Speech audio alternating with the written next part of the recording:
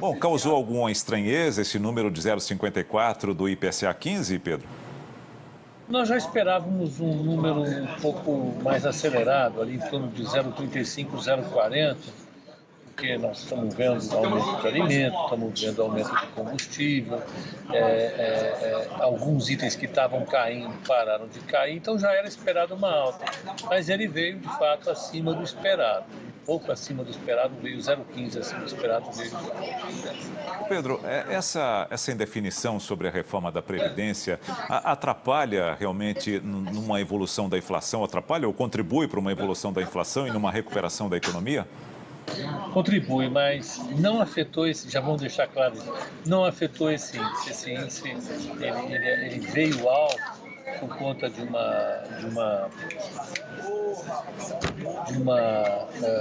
comportamento sazonal e, evidentemente, deve voltar a cair daqui a pouco. O que pode atrapalhar a reforma é um pouquinho mais para frente. Se a dúvida continuar aumentando de maneira significativa em relação à aprovação ou não das reformas, digamos, se ela não andar na Comissão de Constituição e Justiça, se ela não andar depois nas outras comissões do Congresso, demorar muito para ser aprovada, o dólar vai subindo, né? Os agentes econômicos vão começando a ficar mais em dúvida em relação às decisões econômicas, isso vai fazer, com certeza, a inflação subir um pouco em relação ao que está agora. Bom, a questão aí, obviamente, sempre será o que poderá impactar essa demora de toda essa indefinição, dessa indecisão, tanto do governo federal quanto do legislativo, em dar sequência ao projeto que foi apresentado pelo governo, né, a essa PEC, a alteração na Constituição de toda essa reforma previdenciária.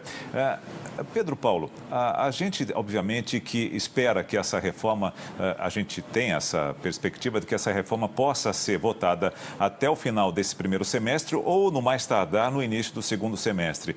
Uma demora maior do que essa poderá fazer com que o Brasil não cresça mais do que 2%, como o índice Focus apontou na última semana?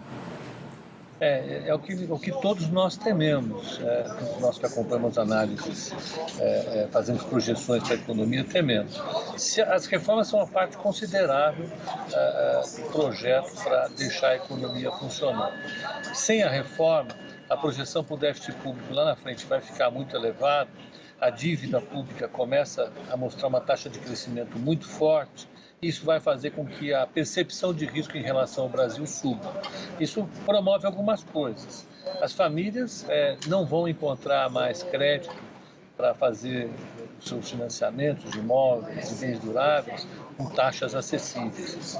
Pode até faltar crédito. As empresas, idem, elas não vão achar crédito tão facilmente e podem retardar o seu investimento. Isso vai fazer com que a taxa de emprego continue muito baixa como tal, possa até aumentar um pouco. E, por fim, isso pode fazer com que a inflação suba. Essas são as consequências que o mercado tem avaliado, tem monitorado. Inclusive, hoje o Banco Central soltou uma ata da última reunião, e na ata da última reunião essa era a questão principal. As reformas e os ajustes econômicos são peça fundamental para que o Banco Central continue olhando a inflação num patamar sustentável e consiga reduzir a taxa de juros lá na frente. A gente tem tudo para dar certo, né? A gente tem uma taxa Selic que vai se mantendo há mais de um ano, o que é um recorte para o Brasil, né? A gente já está nessa marca de 6,5 já há mais de um ano. Nunca a gente tinha tido uma constância tão grande quanto essa e não com juros tão baixos. A gente tem uma inflação, de certa forma, controlada, abaixo dos 4.000%, que era a meta, né? O centro da meta, a gente está bem abaixo dela, a gente já teve até próximo dos 3,5%, né, Pedro? Agora, só a reforma da Previdência seria suficiente para que a economia deslanchasse realmente, ou a gente tem outras cartilhas a seguir?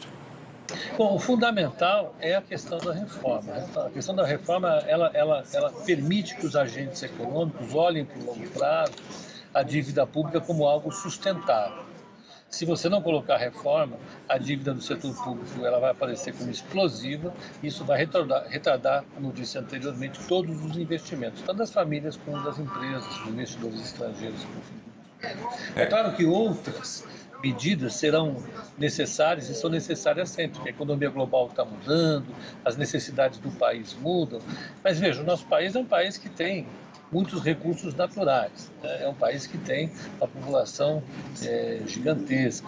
É um país que tem recursos para crescer, né? Fazendo alguns ajustes aí, fazendo essa reforma, deixando as expectativas mais ancoradas, né?